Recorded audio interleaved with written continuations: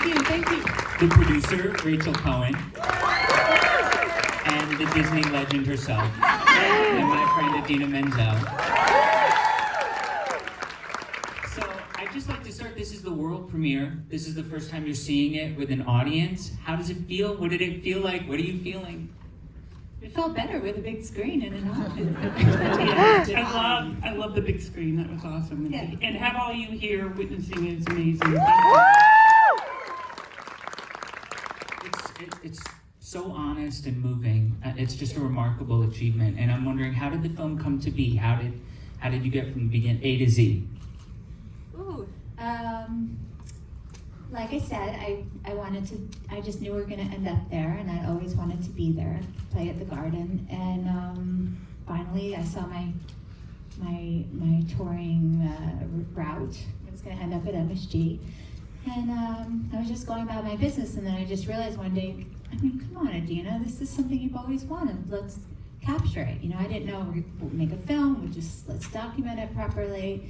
And then and then we got out there and realized, I don't know if this is really about Madison Square Garden. This is about Idina running around as a chicken with her head cut off, trying to figure out how to get on stage. So that's the beautiful thing about I'm learning about documentaries is you can't really, put a concrete idea there. You got to be willing to be flexible and malleable and see where it takes you. So, and then it was a couple ups and downs with funding and things like that, and we really believed in it, and I thought we could have something here, but I had a moment where I couldn't find the right people, and then my agent Bonnie said, you need to meet Rachel Cohen, and these women were like, what the hell are you talking about? We're gonna do this, and she really made it happen. It was May of 2020, right after COVID, and Bonnie and I were just hanging out on the weekend, and she had just gotten off the phone with you, and you were telling her about this footage, and we thought, wow, well, just maybe there might be an audience for that. Immediately we thought that was insane. It was sort of a treasure trove. You mean there's concert footage of Idina and verite footage? So Jana, I thought I didn't have a drug problem really or anything, and so I thought nobody's really going to care. So then good thing you can sing. Yeah. Rachel called me and she said, oh, I would really love you to work on this project. And I'm like, well, how much footage is there? And it's like 130 hours of footage of concert film as well as verite. And then we also added, of course, lots of archive. But she had just gotten off there, what's that show's called? Succession. No, not Succession. With Ben Platt and Do you have Eric Hansen. Sorry, Heather. I'm like, what's that show? Eric Hansen.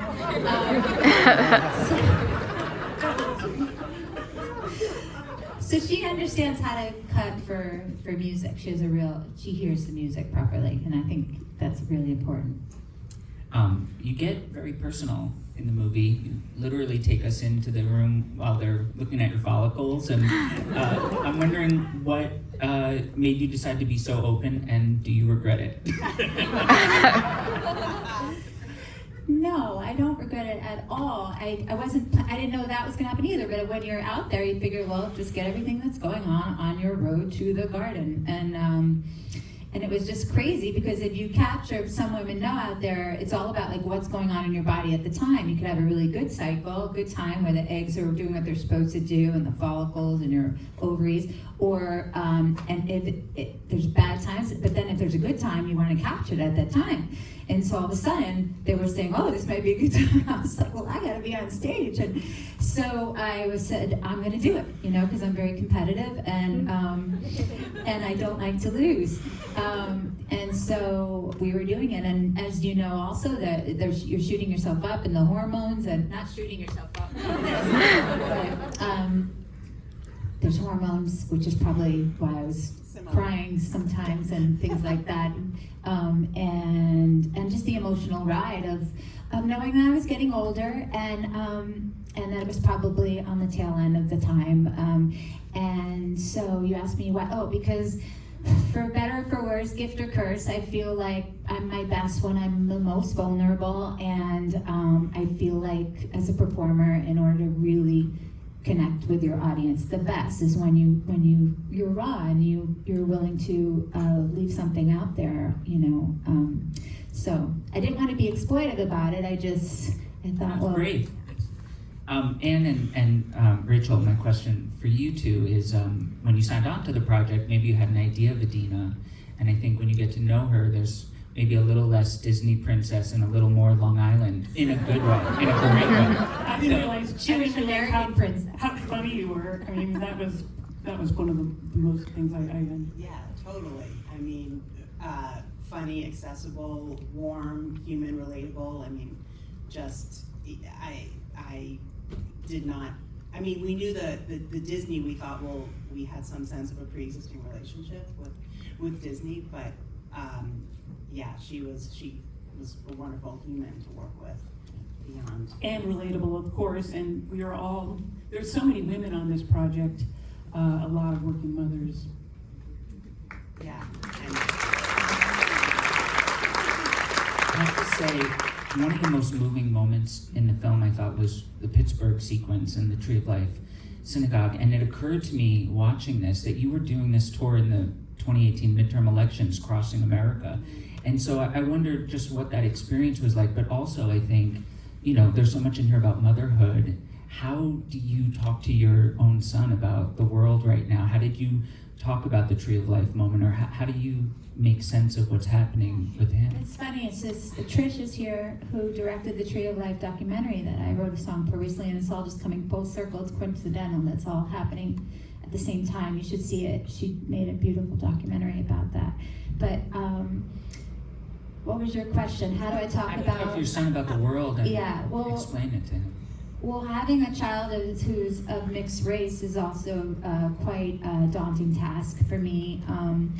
And it definitely is sort of age-appropriate times of how I remember when he was younger. He's 13 now, so he's starting to ask questions, and he's very aware of the world around him. And I think he's sometimes, I don't want to talk too much about him when he's not here, but he's feeling angry about a lot of things. He's feeling unsettled. He's feeling disappointed. But when he was younger, he wasn't as much.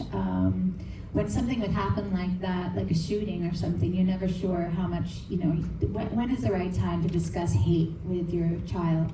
And you want to prepare them for things, but you also want to let them live in this idyllic, perfect, wonderful place. And there's enough time for them to see all the ugliness in the world. So that comes with age, I think, and then having friends that you just can bounce things off of. And one of the things I loved as well is the access you give to your early years.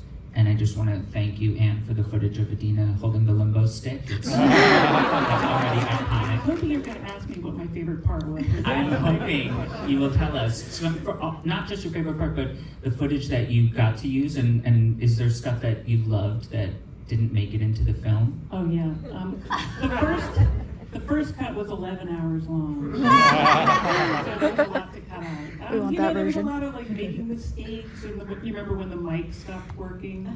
There was that whole section. There was a lot that was really great, but we had to shape it down into a 90-minute so that it felt about right. I do want to give a shout out though to Robbie Shafitz, who's here, who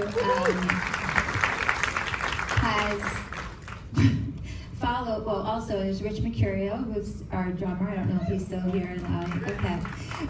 We went Robbie has followed me with a video camera at the time, right before we even used our iPhones. We did we were developing that thing you saw me as more cabaret, talking about my dream of playing at MSG. He actually filmed all that. He's filmed me in many situations through the years.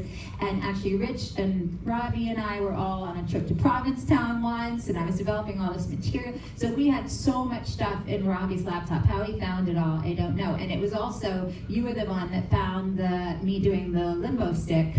I think someone sent it to me at Wicked backstage, trying to hold me ransom or something. I got this tape. What are you There's gonna some do? amazing wedding footage. How miserable do I look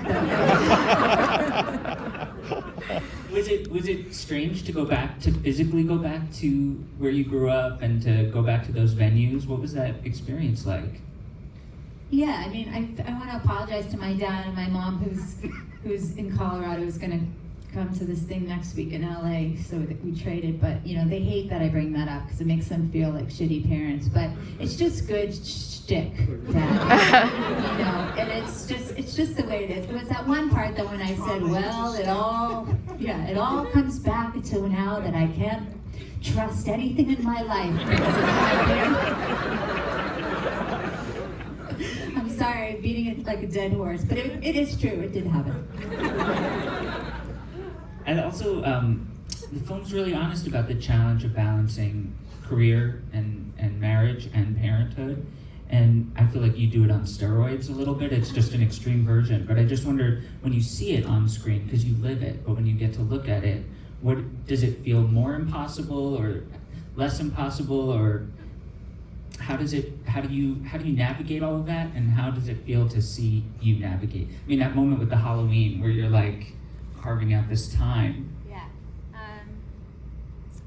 I guess having been promoting this recently, it's so hard. Moms, you just get through it. You make it happen.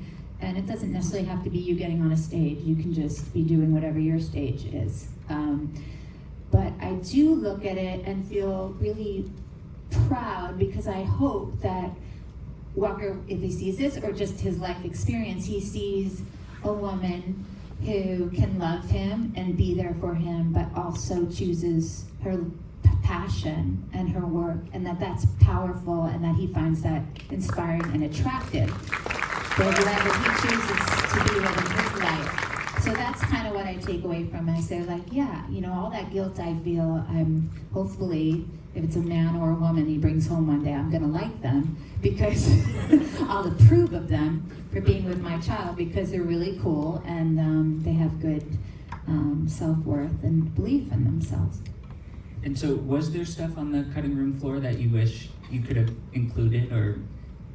What was the one? The one. I mean, there was a lot of hilarious swearing that we did. Yeah, because it's Disney Plus. We said, can we just bleep it? And they were like, no. So we took out that. We took out, do I have the wine glass in the thing? We had to remove that, but then we thought that Taylor Swift has wine in her Disney Plus document. Yeah, we researched. Yeah. Oh, and then the Beatles thing came out on Disney Plus, and I was like, come on. They were like, no, you're Elsa. You cannot be saying the F word and have the bottle of wine in your hand. So that was a lot of stuff on the cutting room floor, for sure.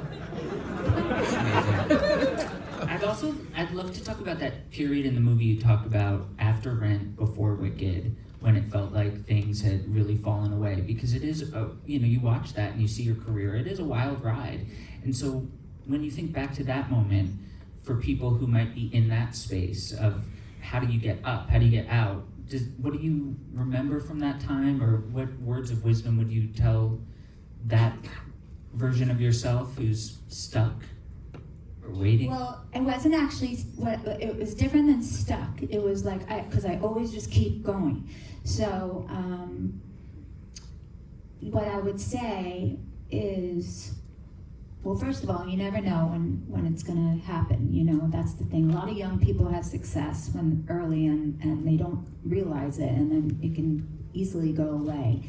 In my case, at least, it's gone away, it's come back, it's gone away. So that's what makes me really say, let me embrace this. It may never happen again. But what was I going to say? I had a thought about, what was the last thing that you said? The advice you might have for somebody who's... Oh yeah, what was I going to, I had a good one. Shoot. The advice that I had, oh, now I've left it. We'll come back to it. Okay, it'll Perseverance, your message of perseverance was...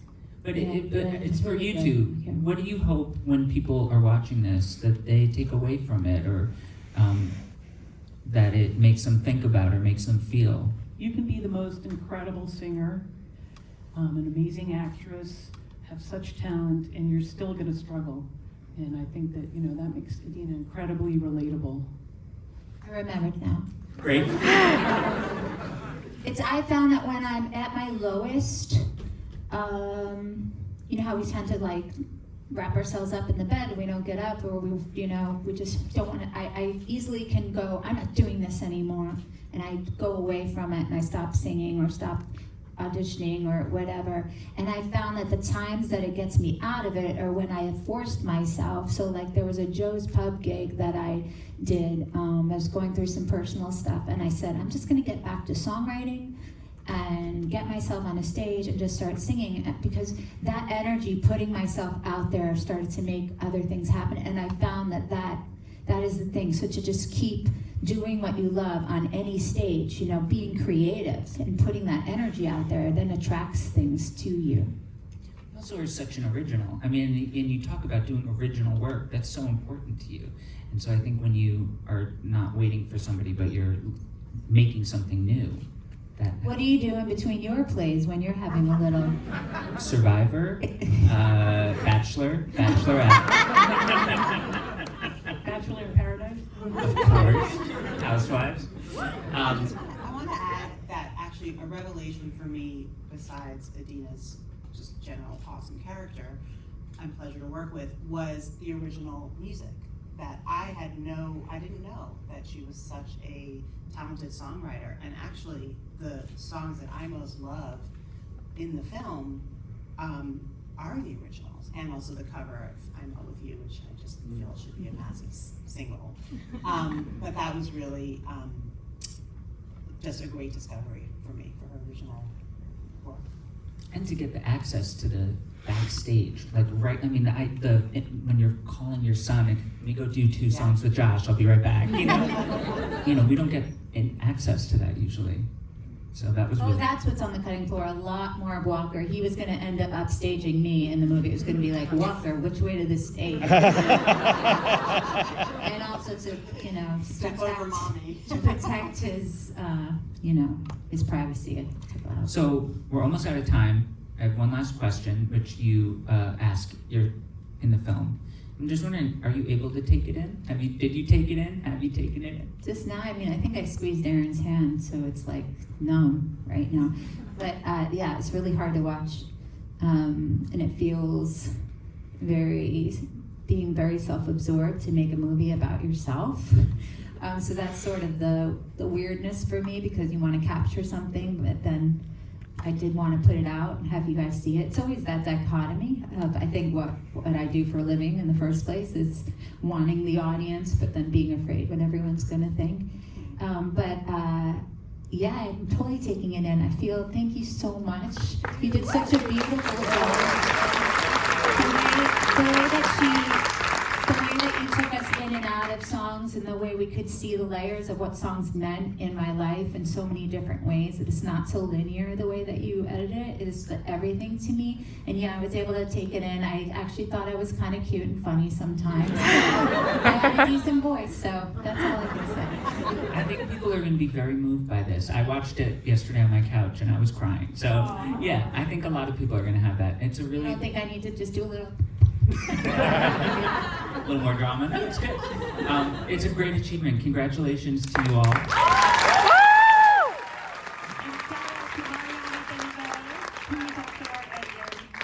And this movie will be streaming on Disney Plus starting December 9th from Disney branded television. Thank you.